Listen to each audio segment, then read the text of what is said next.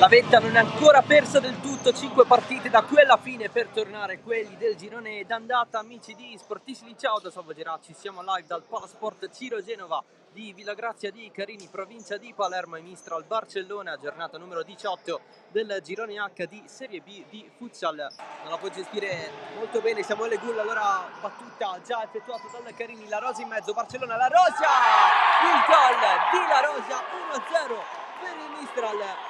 Con la rete tanto cercata dai biancorossi, arriva in questo modo con Aleandro La Rosa, 1-0 con la vittoria del Soverato 7-3 sul Gela. Soverato che con questo successo scavalca il Mistral Carini, che però a sua volta si è ripreso il secondo posto.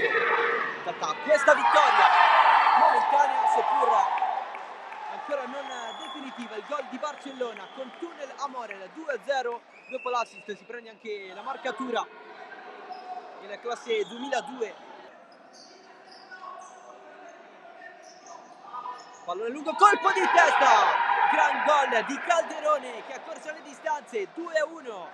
L'assist è di Morel, il rinvio con la mano, il gol del 2-2 in apertura di ripresa da parte di Venuto. Il Barcellona pareggia.